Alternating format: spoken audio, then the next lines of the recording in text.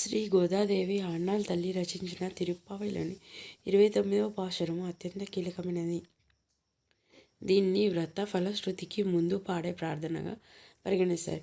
ఈ పాశురంలో గోపికలు తమ అంతరంగాన్ని విప్పి తమకు కావలసినది కేవలం వస్తువులు కదని, నీ నిరంతర సేవ మాత్రమేనని స్వామికి వేడుకుంటున్నారు.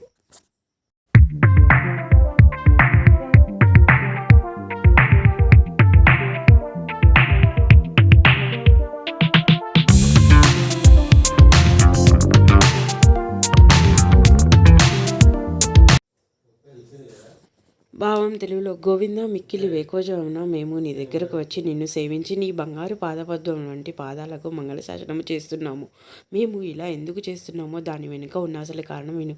నీ దాస్యమే మా భాగ్యము. పశువులకు మేపుకొని బ్రతికి ఆజ్ఞలమైన మాకు గుల్లకులంలో నీవు పుట్టి మమ్మల్ని ధన్యులు చేసావు. అందుకే మేము చేసే ఈ అంతరంగ కైంకర్యములు నీవు నిరాకరించకూడదు.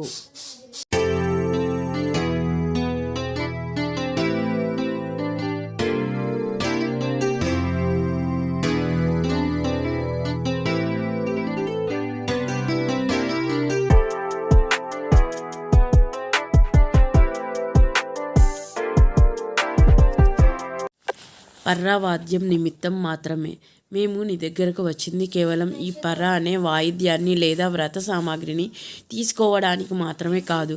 అది ఒక నేపం మాత్రమే. శాశ్వత బంధం. ఈ జన్మలోనే కాదు, ఇక ముందు ఎత్తబోయే 7 జన్మల వరకు మేము నీకు బంధువులమై ఉండాలి. మేము కేవలం నీ దాస్యం చేయాలి. నీ సేవ తప్ప మాకు మరొక ఆలోచన ఉండకూడదు.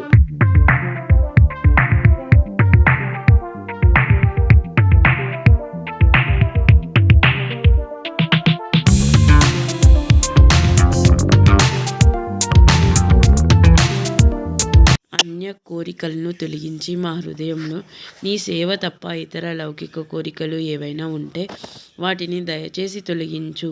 నిరంతరం నీ సన్నిధిలో నీకు సేవ చేసుకునే భాగ్యాన్ని మాకు ప్రసాదించు. విశేషం: ఈ పాశురంలో ఉన్నక్కే నామాల్ షెయ్యోం, నీకే మేము దాస్యం చేస్తాము అనే పదం చాలా ముఖ్యమైనది. అంటే స్వామి మనకు ఏదో ఇవ్వాలని కాదు, మనం స్వామినికి ఉపయోగపడాలి అనే అనన్యార్హ శేషత్వం, పూర్తి శరణాగతి ఈ పాశురం యొక్క అంతరార్థం.